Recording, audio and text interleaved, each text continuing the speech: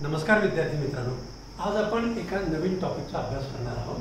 Comparison coding, त्यालाच मराठीमध्ये सांकेतिक तुलना असं म्हणतात। यामध्ये काही बेसिक गोष्टी आपल्याला पाहिजे आहेत आणि त्या चिन्हांचा अभ्यास करायचा आहे। आता हे जे चिन्ह आहे याला पेक्षा लहान किंवा लेस दॅन असे म्हणतात। इथे हे जे दुसरं चिन्ह आहे त्याला ग्रेटर दॅन किंवा पेक्षा मोठा असे म्हणतात। आता आपण इथे बघूया, 5 इज लेस दॅन 6। 5 हे 6 पेक्षा लहान आहे, तर 6 हे 5 पेक्षा मोठे आहे। 6 इज ग्रेटर दॅन 5। आता पुढे 5 इज इक्वल टू 5। 5 हे 5 च्या बरोबर आहे, म्हणजे हे तीन चिन्ह आपले बेसिक हे लक्षात ठेवायचे, पेक्षा लहान, पेक्षा मोठा आणि बरोबर। आता इथे बघा, दोन चिन्हांचं एकत्रीकरण आहे। त्या दोन चिन्हांचं एकत्रीकरण म्हणजे काय? आता इथे बघा, पेक्षा लहान और इक्वल टू, लेस दॅन और इक्वल टू असा आहे। पेक्षा लहान किंवा च्या बरोबर आहे, म्हणजेच काय होईल? 5 हा लहान आहे 6 पेक्षा किंवा 5 हा 5 च्या बरोबर आहे। 5 इज लेस दॅन 6 और 5 इज इक्वल टू 5। आता हे जे चिन्ह आहे ते ग्रेटर दॅन और इक्वल टू, म्हणजे पेक्षा मोठा किंवा त्याच्या बरोबर आहे, पेक्षा मोठा किंवा समान, म्हणजेच काय होईल? 5 इज ग्रेटर दॅन 4 और 5 इज इक्वल टू 5। 5 हे 4 पेक्षा मोठे आहे किंवा 5 5 च्या बरोबर आहे। तेव्हा या गोष्टी आपण नीट लक्षात ठेवायच्या आहेत आणि त्याच्यावरती बरेच काही गोष्टी आपल्याला पुढे अभ्यासायच्या आहेत। आता बघा, या ठिकाणी आपण हे चिन्ह आणि त्याचा अर्थ पाहिला। आता काही विधाने व चिन्हांकित मांडणी आपण बघूया। त्यातलं पहिलं आहे, त्यात सुरुवात आपण करताना एक लक्षात ठेवायचं की पेक्षा लहान बरोबर किंवा पेक्षा मोठा, लेस दॅन, इक्वल टू और ग्रेटर दॅन, ह्या तीन चिन्हांचा बेसिकली आपल्याला वापर करायचा आहे आणि त्याच्यावरून या विधानांचा चिन्हामध्ये मांडणी करायची आहे। आता पहिलं बघा, ए हा बी पेक्षा लहान आहे। लहान आहे म्हटल्यानंतर ए is less than b, a हा बी पेक्षा लहान आहे।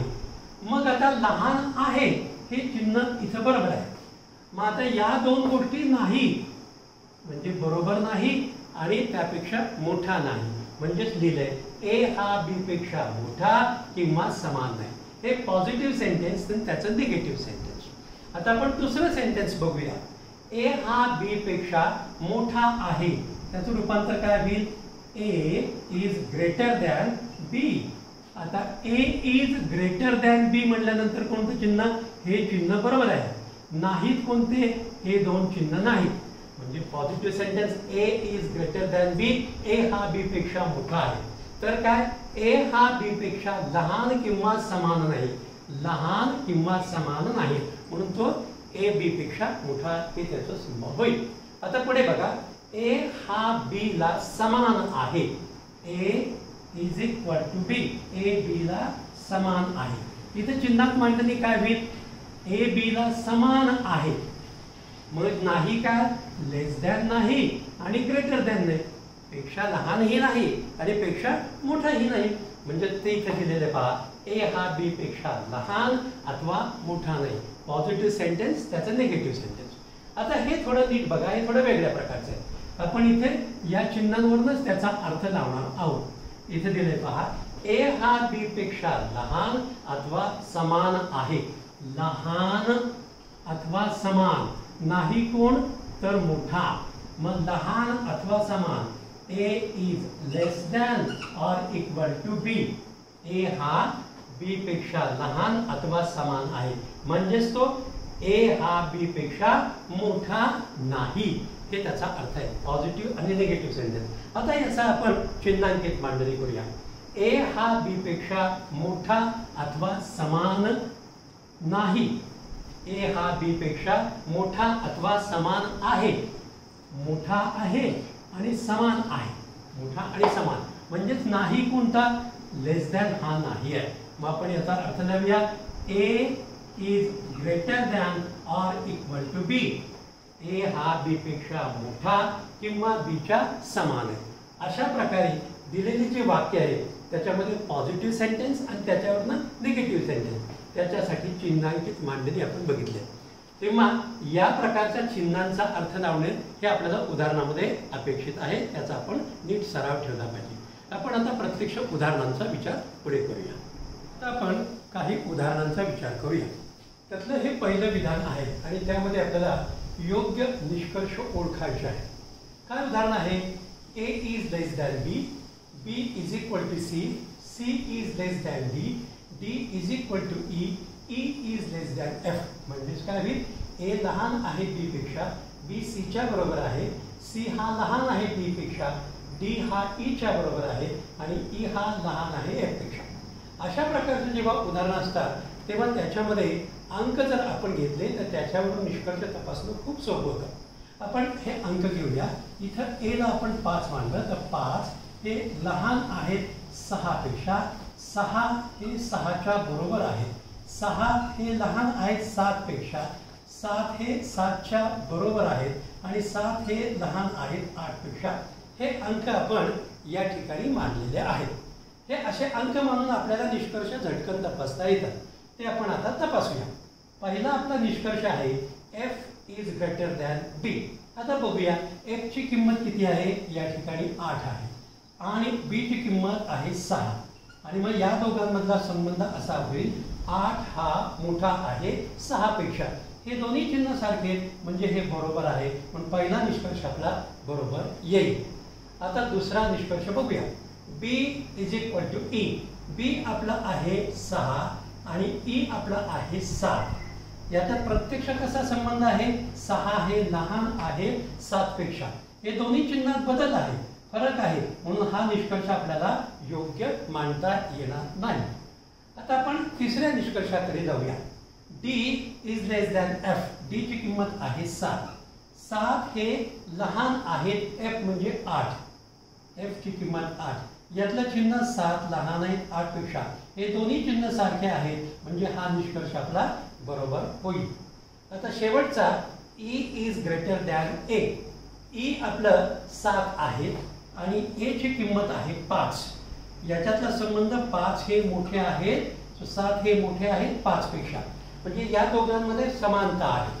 7 is greater than 5 म्हणून E is greater than A म्हणजे हा निष्कर्ष सुद्धा आपला बरोबर होईल. आणि म्हणून आपल्याला असं म्हणता येईल की निष्कर्ष 1, 3 आणि 4 हे बरोबर आहे.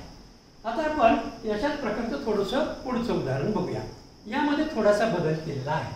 इथे फक्त एकेरी चिन्ह आपली होती आणि आता इथे मात्र 2 एकत्र चिन्ह अशी काही दिलेली आहेत. त्यांचा विचार आपण मुद्दाम या दुसऱ्या प्रकारामध्ये करत आहोत. आता या ठिकाणी विचार केला तर इथे सुद्धा आपण अंक देऊ शकतो आणि त्याच्यावरून निष्कर्ष तपासणं खूप सोपं जातं. बघूया, अंक देऊया.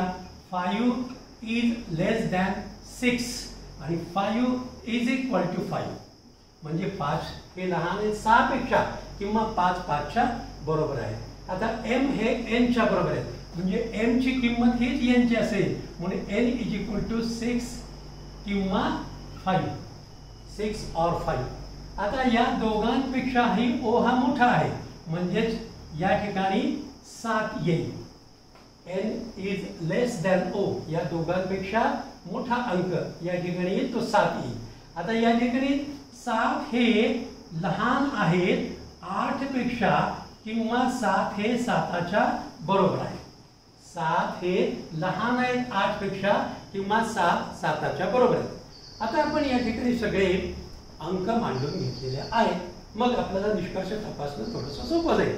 बघूया, M ची किंमत किती आहे? 6 किंवा 5 आणि P ची किंमत किती आहे? 8 किंवा 7. हे लक्षात ठेवा. 8 किंवा 7. 8 हे जसं 7 नाही, 8 किंवा 7. आता यामध्ये या दोघांपेक्षा हे दोन अंक मोठे आहेत म्हणून इथं हे असं चिन्ह येईल. या दोन चिन्हामध्ये समानता आहे म्हणून पहिला निष्कर्ष बरोबर आहे असं आपल्याला म्हणता येते. आता दुसऱ्या निष्कर्षाकडे आपण जाऊया. दुसऱ्या निष्कर्षामध्ये काय दिलंय? L. L ची किंमत किती आपली? 5 आहे. L ची किंमत 5 आणि इथे N आहे. N ची किंमत किती आहे? 6 किंवा 5. 6 किंवा 5 आणि या दोघांमध्ये चिन्ह बघा. 5 हे लहान आहेत 6 पेक्षा हे तर वरचं चिन्ह बरोबर आलं आणि तसंच 5 हे 5च्या बरोबर आहे. 5 is equal to 5, 5 is less than 6 और 5 इज इक्वल टू 5 हे दोन चिन्ह सारखे आहेत म्हणून हा निष्कर्ष सुद्धा योग्य आहे. आणि म्हणून या उदाहरणासाठी या विधानावरून काढलेले जे दोन निष्कर्ष आहेत ते दोन्ही निष्कर्ष बरोबर आहेत असं आपल्याला म्हणता येतं. आता आपण तिसऱ्या उदाहरणाकडे जाऊया. याचं थोडं वेगळं वैशिष्ट्य आहे आणि ते आपण नीट समजावून घेऊया. इथं बघा दिसते आपला इथं लेस दॅन आणि या ठिकाणी ग्रेटर दॅन. आतापर्यंतची जर उदाहरणं बघितली तर बाणाची खूण एकाच बाजूला, इथे एकाच बाजूला, इथे मात्र उजव्या बाजूला इकडे बाण इकडे येत आहे, इथे जो आहे हे चिन्ह या बाजूलाच आहे. म्हणजे हे उलट आणि सुलट अशा प्रकारची चिन्ह येत आहे. अशा प्रकारची उदाहरणं सोडवत असताना काही गोष्टी आपण नीट लक्षात ठेवल्या पाहिजे. त्या कोणत्या गोष्टी त्याचा आपण विचार करूया. इथे थोडासा आपण अभ्यास करूया. A is greater than b is less than c असं समजा दिलेलं असेल, याच्याकडे आपण लक्ष द्या. तर अशा बाबतीमध्ये इथं ग्रेटर दॅन इथे लेस दॅन याच्यामध्ये उलट सुलट चिन्ह आहे. या परिस्थितीमध्ये ए आणि सी मध्ये कोणताही संबंध सांगता येत नाही. म्हणजे काय तर ए हा सी च्या बरोबर आहे किंवा ए हा सी पेक्षा लहान आहे किंवा ए हा सी पेक्षा मोठा आहे हे काहीही सांगता येत नाही. किंवा वेगळ्या प्रकारे अजून ए इज लेस दॅन बी आणि बी इज ग्रेटर दॅन सी असं जर असेल, ए इज लेस दॅन बी आणि बी इज ग्रेटर दॅन सी याच्यामध्ये देखील ए आणि सी याच्यातला संबंध कोणताही सांगता येत नाही. मग या ठिकाणी काय होतं, इथे लेस दॅन इथे ग्रेटर दॅन आतापर्यंत झालेली आहे.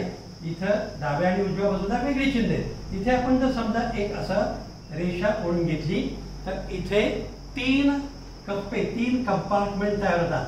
हा पहिला झोन, हा दुसरा झोन आणि हा तिसरा झोन, हे तीन झोन आहेत. तर पहिल्या आणि तिसऱ्या झोन मध्ये कोणताही संबंध प्रस्थापित करता येत नाही. त्या बाबतीत काढलेला कोणताही निष्कर्ष असेल तो आपण चूक मानावा लागेल.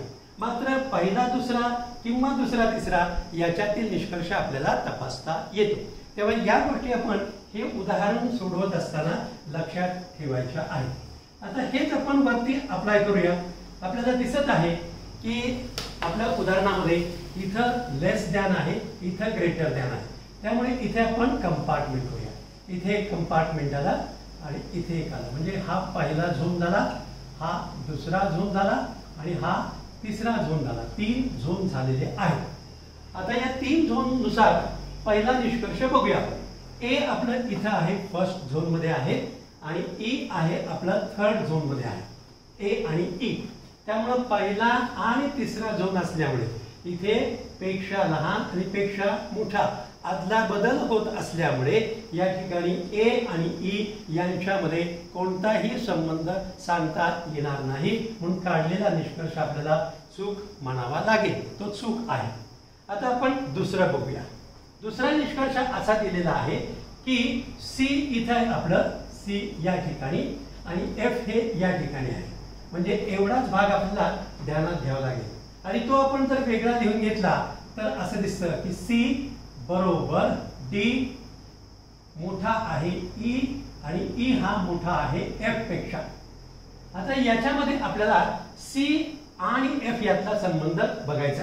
इथे जर आपण अंक दिले तर 5 हा 5च्या बरोबर आहे, 5 हा मोठा आहे 4पेक्षा आणि 4 हा मोठा आहे 3पेक्षा. अंक दिले की आपल्याला तो निष्कर्ष तपासणं सोपं होईल. आता बघूया सी ची किंमत किती आहे. सी ची किंमत 5 आहे. एफ ची किंमत किती आहे. एफ ची किंमत 3 आहे आणि म्हणून 5 हे मोठे आहेत 3पेक्षा. म्हणजेच हा निष्कर्ष आपल्याला बरोबर आहे असं मानता येतं. आता आपण निष्कर्ष 3 कडे जाऊया आणि तो कुठे आहे. सी इथेच आहे आणि हा एफ या ठिकाणी आहे. सी आणि एफ मध्येच एक संबंध दिलेला आहे. तो कसा, C is greater than or equal to F. आपण किमती याचप्रमाणे यातल्या याच पॅच मध्ये ते आहेत. सी ची किंमत किती आहे आपली. सी ची किंमत आहे 5 आणि एफ ची किंमत किती आहे. एफ ची किंमत 3. प्रत्यक्षामध्ये जर बघितलं आपण तर 5 हे 3पेक्षा मोठे आहेत. 5 is greater than 3, but 5 is not equal to 3. म्हणजे दुसरा जो संबंध आहे तो प्रस्थापित होत नाही. पहिला ग्रेटर दॅनचा संबंध बरोबर आहे, परंतु दुसरा बरोबर नाही, म्हणून हा निष्कर्ष आपल्याला योग्य आहे असं मानता येत नाही. आणि त्यामुळं या निष्कर्षापैकी फक्त दुसरा निष्कर्ष हा बरोबर आहे असं आपल्याला मानता येतं. यानंतरची उदाहरणं आपण पुढे अजून बघूया. आता आपण एक परीक्षेत आलेलं उदाहरण बघूया. हे उदाहरण गट ब पूर्व 2017ला आलेलं आहे. हे उदाहरण असं आहे, @ कॉपीराइट $, आणि स्टार या प्रतीकांचा उपयोग पुढील प्रमाणे करण्यात आला आहे. तो असा हा केलेला त्याचा उपयोग आहे आणि याच्यावरून आपल्याला सिम्बॉल ठरवायचे आहेत, डिकोडिंग करायचं आहे. त्यावरती आधारित काही ही विधानं दिलेली आहेत आणि या विधानावरती आपल्याला 3 निष्कर्ष दिले. ते निष्कर्ष तपासायचे आणि त्यावरून योग्य पर्याय निवडायचा. आता आपल्याला हे जे दिलेले कॉपीराइट, स्टार यासारखे हे जे चिन्ह आहेत यांना डिकोडिंग करायचं आहे. आणि ते करत असताना पहिल्यांदा आपल्याला 3 चिन्ह आपली जी ठरलेली आहेत ती लेस दॅन, इज इक्वल टू आणि ग्रेटर दॅन, पेक्षा लहान, च्या बरोबर किंवा त्यापेक्षा मोठा यांचा वापर करून याचा अर्थ लावायचा आहे. त्यातलं पहिलं आहे ते म्हणजे कॉपीराइट. या ठिकाणी कॉपीराइटचा आपल्याला अर्थ करणार आहे.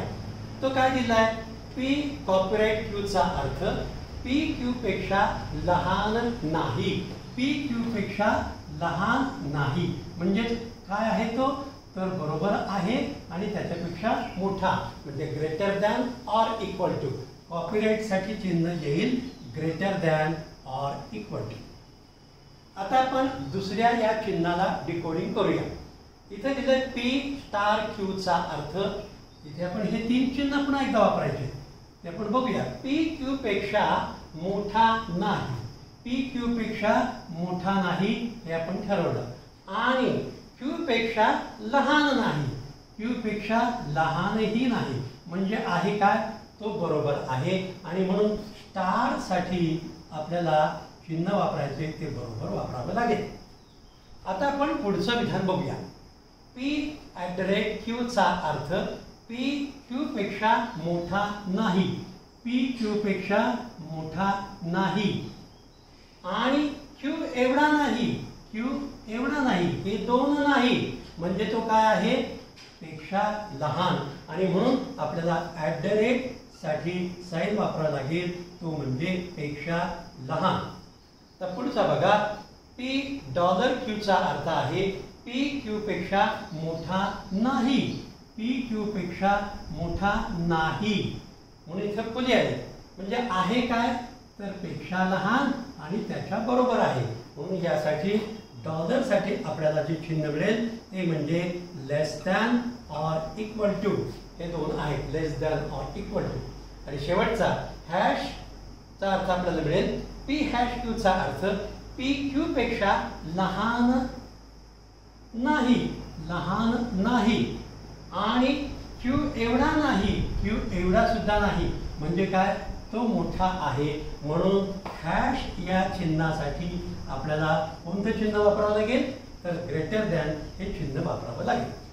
अशा प्रकारे आपल्याला या प्रतीकांचा जो वापर आपण केला आहे या प्रतीकांवरून आपल्याला पाहिजे अशी चिन्ह मिळवलेली आहे. आता या चिन्ह मिळाल्यानंतर आपण आपल्या विधानाकडे यायचं आहे. हे आपलं विधान दिलं आहे. या विधानाला आपण एकत्रीकरण करूया. एकत्रीकरण करायचं कसं ते बघा. इथे दिलं आहे HM MT आणि TK. मी एकत्र त्याला मर्ज करतो, एकत्र आणतो म्हणजे HM T आणि K हे एकत्र आहे. आणि त्याच्यामधले आपण आता चिन्ह लिहूया आपल्या याच्याप्रमाणे. स्टार इथे H आणि M यांच्यामध्ये स्टार आहे आणि स्टार साठी बरोबरचं चिन्ह आहे म्हणजे इथे काय आहे, बरोबर. आता M आणि T यांच्यामध्ये @ चिन्ह आहे. M आणि T @ साठी आपल्याला काय वापरावं लागेल, लेस दॅन हे वापरावं लागेल. त्यानंतर T आणि K याच्यामध्ये $आहे. $साठी आपल्याला less than or equal to हे साइन वापरायचे आहे.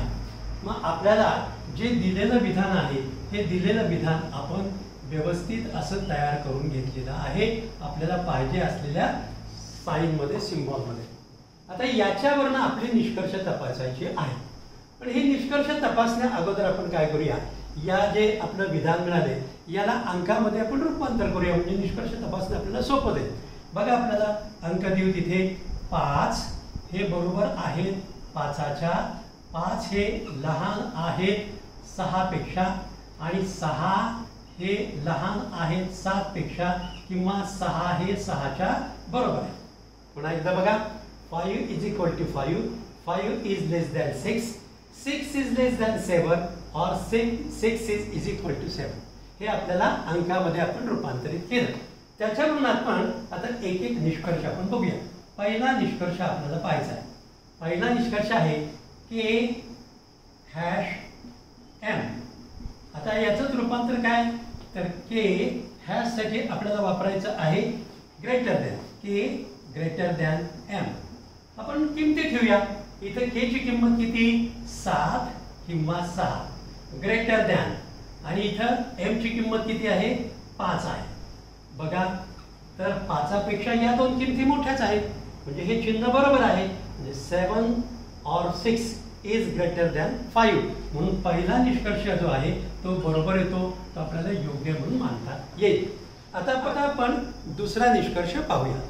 दुसरा निष्कर्ष काय दिलेला आहे, T hash H. T hash H याचाच अर्थ काय होईल, T हॅशचा अर्थ ग्रेटर दॅन H. आता या किमती ठेवूया आपण. T ची किंमत किती आहे आपल्याला, 6 आहे, आणि H ची किंमत किती आहे, 5 आहे, आणि म्हणून 6 हे मोठे आहेत 5 पेक्षा. या दोघांमध्ये संबंध सारखा आहे, म्हणून हा निष्कर्ष योग्य आहे असं आपल्याला म्हणता येईल. दुसरा निष्कर्ष बरोबर ठरला. आता आपण तिसऱ्या निष्कर्षाकडे जाऊया. तिसरा निष्कर्ष, तो तिसरा निष्कर्ष काय आहे, H@K. H@K आणि @ साठी आपल्याला काय वापरायचं आहे, लेस दॅन. म्हणजेच काय होईल, H लेस दॅन K. H हा लहान आहे K पेक्षा. आपण किमती ठेवूया. H ची किंमत किती आहे, 5. K ची किंमत किती आहे आपल्या याच्यानुसार, 7 किंवा 6, आणि या दोन्ही किमतीपेक्षा 5 हे लहान आहे, म्हणजेच हे चिन्ह इथे येईल. हे दोन्ही सारखे आहेत, त्यामुळे आपल्याला हे बरोबर आहे असं मानता येईल, आणि म्हणून आपला तिसराही निष्कर्ष बरोबर ठरला. म्हणून या उदाहरणामध्ये असा आपला पर्याय येईल की सर्व निष्कर्ष बरोबर आहे. आपण पुढचं उदाहरण, वनसेवा पूर्व 2018ला आलेले एक उदाहरण आपण बघूया. काय दिलं हे उदाहरण, @ कॉपीराइट, डॉलर, पर्सेंट आणि हॅश ही चिन्हे खालील अर्थाने वापरली आहेत. ती कोणकोणत्या अर्थाने वापरली ते इथे दिलेलं आहे. यावरून आधारित काही विधान दिलेलं आहे, आणि या विधानावरून आपल्याला निष्कर्ष दिलेले आहे.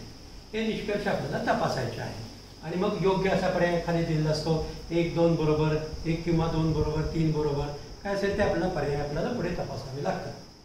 तर आपण आता सुरुवातीला जेव्हा हे जे दिले, हे डॉलर आहे, @ आहे, या चिन्हांचा अर्थ आपल्या याच्यामध्ये चिन्हामध्ये रूपांतरित करून घेऊया. आणि ते करण्यासाठी आपल्याला 3 चिन्ह कामी येतात, लेस दॅन, इज इक्वल टू आणि ग्रेटर दॅन. पेक्षा लहान बरोबर पेक्षा मोठा. अर्थ सुरू करूया आपण. यू डॉलर V चा अर्थ, यू हा V पेक्षा मोठा नाही, मोठा नाही म्हणजे आहे काय, लेस दॅन ऑर इक्वल टू, आणि म्हणून डॉलर याच्यासाठी आपल्याला less than or equal to हे साइन मिळते.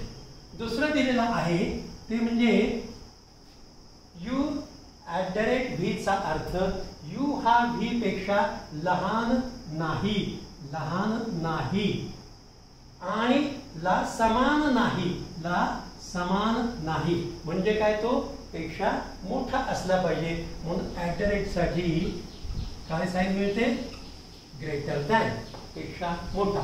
आता आपण हॅश साठी साइन शोधूया.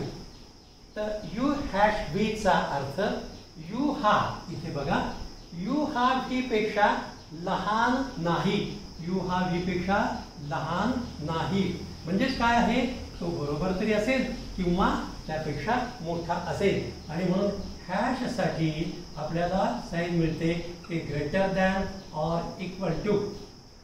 आता आपण कॉपीराइटचा अर्थ लावूया. यू कॉपीराइट वीचा अर्थ आहे, या 3 चिन्हावरूनच आपला अर्थ लावायचा. यू कॉपीराइट वीचा अर्थ आहे यू हा व्ही पेक्षा मोठा नाही, मोठा नाही आणि ला समान नाही, समानही नाही. मोठाही नाही आणि समान नाही म्हणजे राहिला कोण, तर लेस दॅन. आणि म्हणून कॉपीराइट याच्यासाठी सिम्बॉल मिळतो आपल्याला लेस दॅन. आता शेवटचा पर्सेंटसाठी आपण सिम्बॉल शोधून काढूया. तर पर्सेंटेज यासाठी काय मिळते बघा, यू पर्सेंट व्हीचा अर्थ यू हा व्ही पेक्षा लहान नाही, लहान नाही आणि व्ही पेक्षा मोठाही नाही, त्याच्यापेक्षा मोठाही नाही म्हणजे काय असणार, तो त्याच्या बरोबर असेल आणि पर्सेंटसाठी आपल्याला बरोबर हे चिन्ह मिळतं. अशा प्रकारे आपल्याला या आपल्या विशिष्ट अशा दिलेल्या चिन्हांसाठी आपले less than or equal to, less than अशा प्रकारचे सिम्बॉल आपण मिळवलेले आहे. याच्यावरून आपण आपल्या विधानाकडे जायचे.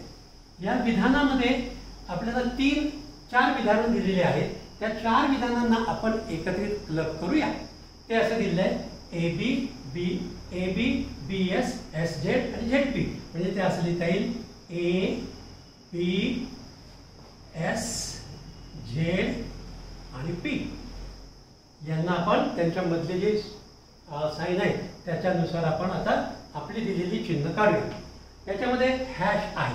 हॅशसाठी आपण वापरतो greater than or equal to, हे चिन्ह इथे येईल. त्यानंतर बी आणि एस मध्ये @ चिन्ह आहे. @ साठी ग्रेटर दॅन हा हे साइन आहे. त्यानंतर एस आणि झेड याच्यामध्ये डॉलरचे चिन्ह आहे आणि डॉलरसाठी less than or equal to हे चिन्ह आहे, less than or equal to. आणि शेवटचं Z%P पर्सेंटसाठी इज इक्वल टू साइन आहे. म्हणजे या दोघांमध्ये आपल्याला हे चिन्ह द्यावं लागेल. आता आपण जर नीट पाहिलं तर अशा प्रकारचं हे आपल्याला विधान आपल्याला रूपांतरित करून मिळालेलं आहे. आता या निष्कर्षावर आधारित आपल्याला योग्य पर्याय निवडायचा आहे. पण तत्पूर्वी एक आपण पूर्व तयारी करूया. ती तयारी अशी बघा, दिलेलं आहे की a greater than or equal to b आणि याच्यावरून निष्कर्ष जर काढला, ए हा पहिला निष्कर्ष आहे, ए इज ग्रेटर दॅन बी आणि दुसरा निष्कर्ष आहे ए इज इक्वल टू बी. या निष्कर्षांचा नीट जर विचार केला तर इथं बघा A is greater than or equal to, or नीट लक्षात ठेवा, ऑर इक्वल टू बी म्हणजे या दोघांमध्ये तो मोठा किंवा समान, इथे ऑर आहे, दोघांमध्ये समान म्हणजे हा किंवा हा असेल किंवा हा असेल, दोन्ही एकदम नाही, हा तरी असेल किंवा हा तरी असेल. म्हणून याचा वापर आपल्याला या उदाहरणातील निष्कर्ष तपासणीमध्ये करावयाचा आहे. तर आपण नीट पहा. आता आपण बघूया, पहिला जो निष्कर्ष दिलेला आहे तो पहिला निष्कर्ष असा आहे P @ S आणि त्याचं रूपांतर जर आपण केलं तर P @ साठी ग्रेटर दॅन S हा निष्कर्ष आपल्याला मिळतो. आपण जर नीट आपल्या वाक्याकडे पाहिलं, विधानाकडे बघितलं तर S less than or equal to Z आणि ZP सारखे आहे म्हणजेच S हा less than equal to P असेल. म्हणजेच काय होईल, इथे आपल्याला म्हणता येईल की P is greater than or equal to S. P हा मोठा आहे कोणापेक्षा, S पेक्षा आणि तो S च्या बरोबर आहे कारण ZP बरोबर आहे. म्हणजे हे असं दिलेलं आहे. तूर्त आपण याचा निर्णय करण्यापेक्षा दुसरा निष्कर्ष आपण बघूया. दुसरा निष्कर्ष आपला आताच आपला तो तपासता येत नाही कारण इथे greater than or equal to आहे. दुसरा निष्कर्ष आपला असा आहे की P%S आणि P%S चा अर्थ आपल्याला बघावा लागेल. पर्सेंट साठी आपण बरोबर चिन्ह दिलंय P = S. आता P = S पण प्रत्यक्ष आपलं विधान काय म्हणते, प्रत्यक्ष विधान म्हणते आपला P is greater than or equal to S. आता मागाच्या निष्कर्षाकडे मी आपलं लक्ष वेधू इच्छितो. इथं काय दिलंय, P is greater than or equal to S. हे जे एवढं दिलेलं आहे हे तर नीट बघितलं तर आपल्याला असं दिसतं की या दोन निष्कर्षामध्ये जर तो मोठा असेल तर तो बरोबर नसेल आणि जर तो बरोबर असेल तर तो मोठा नसेल. म्हणजे दोघांमध्ये ऑर असेल, हा किंवा हा, आयदर ऑर. निष्कर्ष 1 किंवा निष्कर्ष 2 बरोबर असेल. निष्कर्ष 1 किंवा निष्कर्ष 2 हा बरोबर असेल. आता एकदम आपल्याला पर्यायाकडे जाता येणार नाही. तिसऱ्या निष्कर्षाचा आपण विचार करूया आणि त्यावरून योग्य पर्याय ठरवूया. तिसरा निष्कर्ष काय बघा आपल्याला दिलाय, तो आहे a@s. a@s म्हणजेच काय होईल, साठी a >s. a s. आपण नीट जर पाहिलं, a is greater than or equal to b, b is greater than s, म्हणजे s हा लहान आहे. या तिघांचा जर विचार केला आपण, इथे a आणि s मध्ये सगळ्यात लहान s आहे, म्हणजेच a is greater than s हे आपल्याला मानता येईल. a हा मोठा आहे म्हणून हा निष्कर्ष देखील बरोबर आहे. म्हणून निष्कर्षाच्या बाबतीत आपल्याला म्हणता येईल 1 किंवा 2 आणि निष्कर्ष 3 हा पर्याय आपल्याला निवडावा लागेल. निष्कर्ष 1 किंवा 2 बरोबर आणि निष्कर्ष 3 बरोबर या पर्यायाची आपल्याला निवड करावी लागेल. पुढचं उदाहरण आपण बघूया. आणखीन एक वनसेवा पूर्व 2018 ला आलेले एक उदाहरण बघूया. या परीक्षेमध्ये एकाच टॉपिकवरती 2 उदाहरणं विचारली होती. हे उदाहरण असं आहे, ##, आणि कॉपीराइट या संकेतांचा खालीलप्रमाणे उपयोग केला आहे. हा कसा उपयोग केला आहे ते या ठिकाणी दिलेलं आहे. त्याच्यावर आधारित काही विधानं आहेत आणि विधानावरती निष्कर्ष दिले. ते निष्कर्ष तपासायचे आणि त्याच्या खालील योग्य असा पर्याय आपल्याला निवडायचा आहे. आता हे नेहमीच असते की योग्य पर्याय 1 बरोबर, 2 बरोबर, फक्त 1 किंवा 2 वगैरे असे पर्याय दिलेले असतात. त्यातला योग्य पर्याय आपल्याला निष्कर्ष तपासून निवडायचा असतो. आता आपण सुरुवात करूया. हे जे दिलेले संकेत आहेत या संकेतांचा आपण अर्थ नीट लावूया. त्यातला पहिला लावायचा आहे तो @चा आपल्याला अर्थ बघायचा आहे. आणि ते लावण्यासाठी आपले 3 चिन्ह less than, is equal to, greater than या 3 चिन्हाचा वापर आपण करायचा आहे. @b चा अर्थ a b पेक्षा लहान नाही म्हणजेच काय आहे, तो बरोबर तरी आहे किंवा त्यापेक्षा मोठा तरी आहे. म्हणजेच काय येईल, याचा अर्थ इज ग्रेटर दॅन और इज इक्वल टू हा पहिल्याचा अर्थ आपल्याला मिळाला. त्यानंतर आपण दुसरं जे चिन्ह आहे a#b चा अर्थ a b पेक्षा लहान नाही आणि एवढा नाही म्हणजेच तो कसा असणार आहे, तो मोठा असणार आहे. आणि म्हणून हॅश या चिन्हासाठी आपल्याला पेक्षा मोठा हे चिन्ह वापरावं लागेल. त्यानंतर पुढचा आपण सिंबल बघूया. a%b चा अर्थ आहे, हे चिन्हावरून आपल्याला ठरवायचं आहे. a%b चा अर्थ आहे a b पेक्षा मोठा नाही म्हणजेच काय आहे, तर तो लहान तर आहे किंवा त्याच्या बरोबर आहे. आणि म्हणून पर्सेंटेज साठी आपल्याला वापरायचं चिन्ह लेस दॅन और इक्वल टू. पुढचं आहे कॉपीराइट साठी आपल्याला बघायचं आहे. a कॉपीराइट b चा अर्थ आहे a b पेक्षा मोठा नाही आणि b पेक्षा लहानही नाही म्हणजे तो कसा आहे, a b च्या बरोबर, लहान नाही आणि मोठा आहे म्हणजे तो त्याच्या बरोबर. आणि म्हणून कॉपीराइट साठी आपल्याला बरोबर चिन्ह द्यावं लागेल. आता आपल्याला शेवटचं a#b याचा अर्थ लावायचा आहे. a#b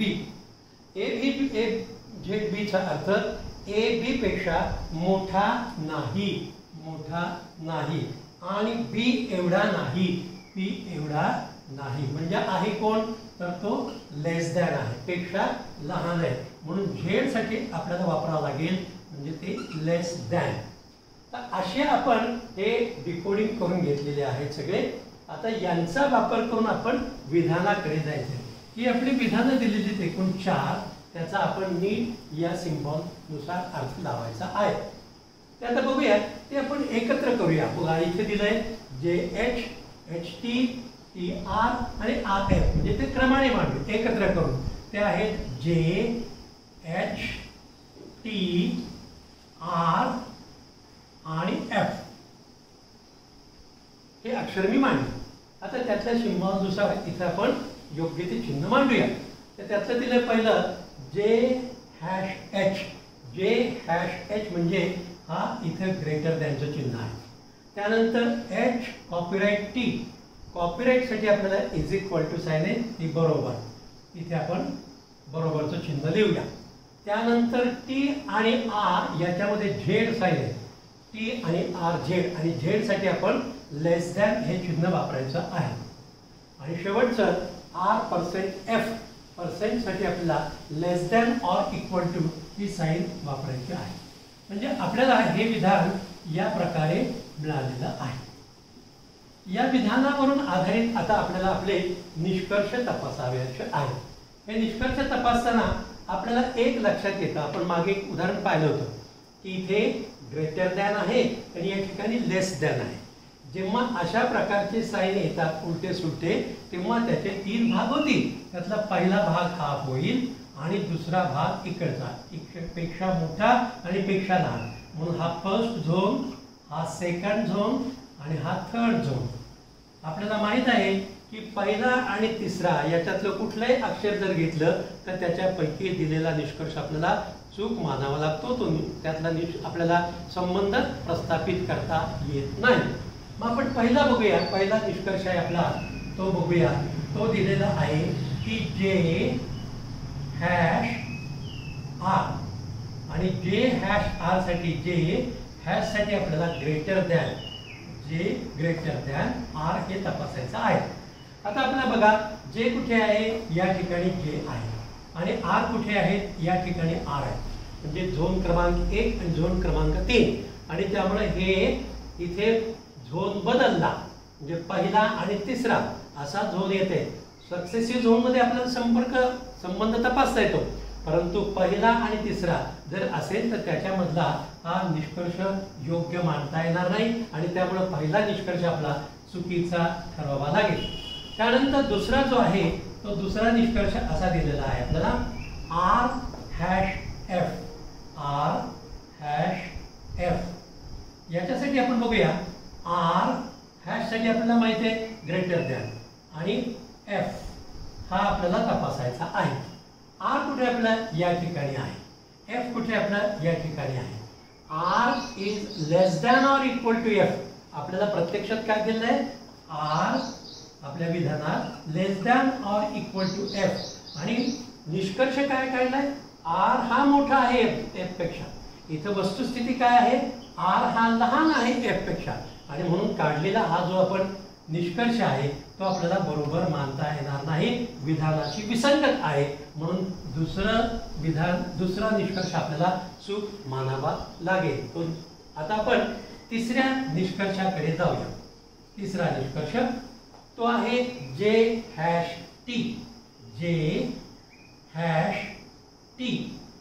आपल्याला हॅश साठी ग्रेटर दॅन हे चिन्ह आहे, त्यामुळे J greater than T. J is greater than T. आता आपण बघूया, आपल्याला विधानामध्ये J कुठे आहे, आपल्या या ठिकाणी आहे. J या ठिकाणी आहे, आणि T कुठे आहे, आपल्या या ठिकाणी. हे दोन इथे J आणि T. यातला एवढाच जर संबंध बघितला तर J हा मोठा आहे H पेक्षा, आणि H आणि T दोघेही समान आहे. H आणि T, H च्या जागी T लिहिलं काय, T च्या जागी H लिहिलं काय, हे दोन्ही समान आहे. म्हणून जर HT सारखा असेल तर J मोठा आहे H, म्हणजे J मोठा आहे T. म्हणजे जिथे दिले J is greater than T, आणि हे विधान आपल्याला बरोबर आहे हे दिसून येतं. आणि म्हणून निष्कर्ष आपला 3 हा बरोबर आहे. आणि म्हणून पर्यायामध्ये जर आपण विचार केला तर पहिला चूक आहे, दुसरा निष्कर्ष चूक आहे, आणि तिसरा निष्कर्ष बरोबर आहे. म्हणजे फक्त निष्कर्ष 3 बरोबर हा पर्याय आपल्याला निवडावा लागेल. आता आणखीन एक आपण वनसेवा पूर्व 2019 ला लेटेस्ट झालेली परीक्षा त्यामध्ये आलेल्या उदाहरणाचा अभ्यास करूया, ते सोडूया. पुढील राशी संबंधीची माहिती व त्या संबंधीची विधाने अभ्यासा आणि यथार्थ निष्कर्ष निवडा. इथं हे राशी संबंध दिलेले आहेत, त्याच्यावरती विधान दिलेले आहेत, आणि त्यावर निष्कर्ष. या निष्कर्षाची तपासणी करून आपल्याला योग्य तो पर्याय निवडायचा आहे. मग त्यात पहिला बरोबर, फक्त दुसरा बरोबर, तिसरा असे पर्याय दिले असतील, त्यातला योग्य पर्याय आपल्याला निवडायचा आहे. आपण सुरुवात करूया त्याला डिकोडिंग करायला. यातलं @ स्टार आणि पर्सेंट याचा आपण डिकोडिंग करूया आणि आपले चिन्ह मिळवूया. त्यासाठी आपल्याला less than, is equal to आणि ग्रेटर दॅन ह्या चिन्हांचा वापर करायचा आहे. पहिली बघा राशी a @ b म्हणजे a b पेक्षा लहान तशीच समान नाही. लहान तशीच समान नाही म्हणजे आहे कशी ग्रेटर दॅन, आणि म्हणून @ साठी आपल्याला ग्रेटर दॅन, @ साठी ग्रेटर दॅन हे सिम्बॉल वापरावा लागेल. त्यानंतर आता a b म्हणजे a b पेक्षा लहान तशीच मोठीही नाही. a b पेक्षा लहान तशीच मोठीही नाही. मग लहानही नाही आणि मोठी नाही म्हणजेच कशी असणार ती समान, म्हणून स्टार यासाठी आपल्याला बरोबरचं चिन्ह मिळेल.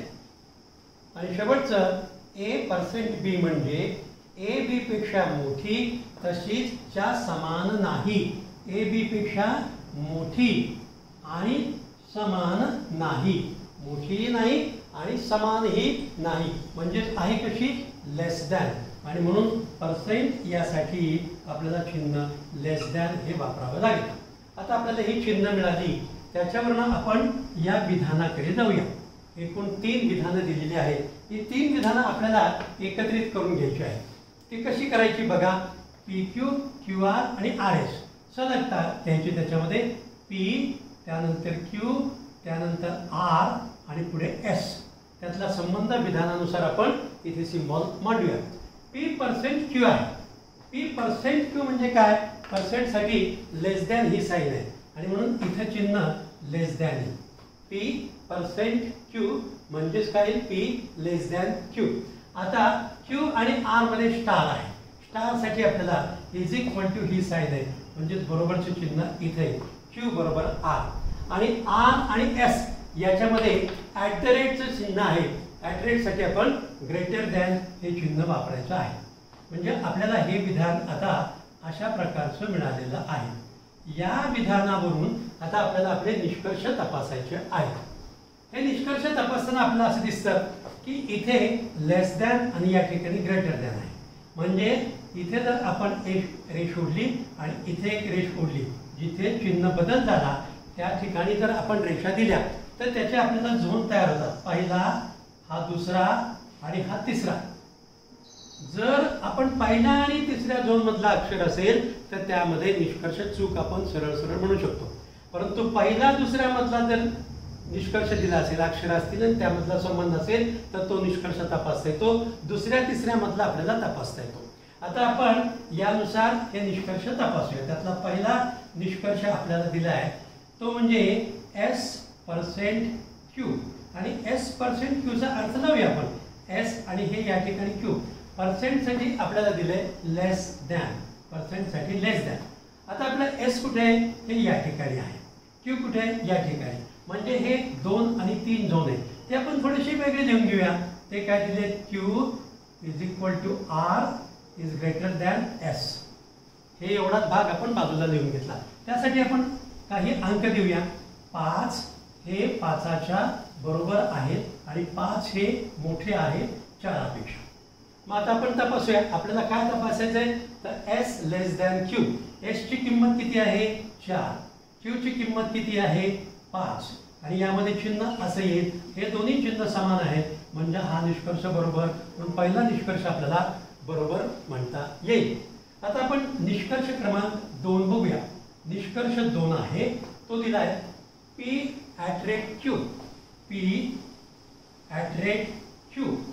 आता P @ Q, P आणि Q मांडून घेऊया आपण आणि त्याच्यामध्ये @ साठी आपल्याला ग्रेटर दॅन ही चिन्ह आहे. आता P आणि Q बघूया आपण. P कुठे, या ठिकाणी. Q कुठे आपला, या ठिकाणी. P आणि Q यातला संबंध आपल्याला बघायचा आहे. इथे दिसतंय आपल्याला विधानावरून काय दिसतंय की P is less than Q. म्हणजेच मला काय म्हणता येईल, Q is greater than P. आपल्याला दिलंय काय, P is less than Q दिलंय. आपल्या विधानामध्ये P हा लहान आहे Q पेक्षा. निष्कर्ष काय दिलाय, P मोठा आहे Q पेक्षा, विधानाशी विसंगत असा निष्कर्ष आहे, त्यामुळे हा दुसरा निष्कर्ष आपल्याला योग्य आहे असं म्हणता येत नाही। दुसरा निष्कर्ष आपला PQ मधला तो चुकीचा ठरवावा लागेल। तिसरा जो निष्कर्ष आहे तो तिसरा निष्कर्ष बघा, तो दिलेला आहे, तो म्हणजे R at rate P, R at rate P। आता at rate साठी आपल्याला माहिती आहे ग्रेटर दॅन हा चिन्ह आहे आणि म्हणून त्याचा अर्थ R ग्रेटर दॅन P याचा आपण तपासणी करूया। याला आपण बघूया, R कुठे इथे आहे, R या ठिकाणी, आणि P कुठे आहे इथे। हे 1 2 आणि 3 हे तीन अक्षर आपण थोडीशी वेगळी लिहून घेऊया। काय P less than Q is equal to R। याला जर आपण अक्षर दिली तर 5 हे लहान आहेत 6 पेक्षा आणि 6 6च्या बरोबर आहे। हे अंक दिले की आपल्याला झटकन लक्षात येतं, आपल्याला तपासता येतं। आपल्याला काय बघायचं आहे, R ची किंमत किती आहे, आता R बरोबर 6 आणि P ची किंमत किती आहे 5, म्हणजेच 5 हे लहान आहेत 6 पेक्षा किंवा 6 मोठे आहेत 5 पेक्षा। या दोन्हीमध्ये सारखेपणा आहे, म्हणजे हा निष्कर्ष आपल्याला बरोबर आहे असं म्हणता येतं। म्हणजे हा निष्कर्ष क्रमांक 3 बरोबर आहे, दुसरा निष्कर्ष हा बरोबर नाही। म्हणजे पहिला बरोबर, दुसरा चूक आणि तिसरा बरोबर, याचाच अर्थ फक्त निष्कर्ष 1 आणि 3 बरोबर हा पर्याय आपल्याला निवडावा लागेल। मित्रांनो, अशा प्रकारे आपण कोडिंग आणि डिकोडिंग या संदर्भातली परीक्षेत आलेली उदाहरणं बघितलेली आहेत। यावरती आधारित आणखीनही काही उदाहरणं येतात, या कंपॅरिझन कोडिंगवरती आधारित आणखीनही काही प्रकारची उदाहरणं येतात, ते माझ्या पुढच्या व्हिडिओमध्ये मी घेतलेली आहेत। आपण तो व्हिडिओ देखील जरूर पाहावा। धन्यवाद।